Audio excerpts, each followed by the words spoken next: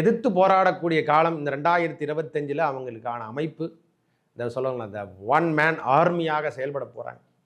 வாழ்க்கையில் நாம் இது வரைக்கும் செயல்படாத மாதம் என்று சொல்லக்கூடிய அமைப்பு, இனிமேல் அந்த அமைப்பெல்லாம் விட்டுட்டு வெளியே வரப்போகிறீங்க.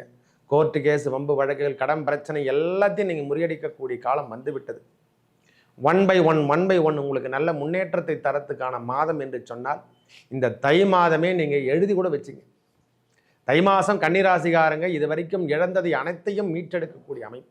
சுக்கிர பகவான் நிலைமை மாறி உச்சம் பெறட்டும். நம்மளுக்கு 7ஆம் இடத்துல உச்சம் பெற்று உங்கள் வாழ்க்கை தரத்தை உயர்த்தி காட்டக்கூடிய காலம் இதோ வந்து விட்டது என்று தான் சொல்லுவேன். இந்த தை மாதமே உங்கள் நிலைமையெல்லாம் மாற்றித்தரும். வேலை வாய்ப்புகளை அதிகரிக்கக்கூடும்.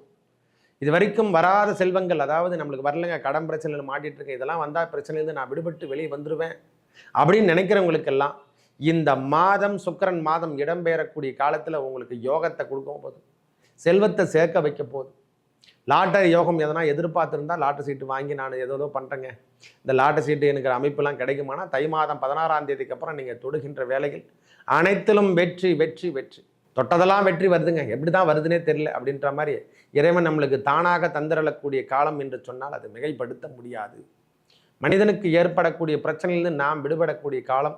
கண்டகச்சனி அனுபவிக்க போகிறோம்.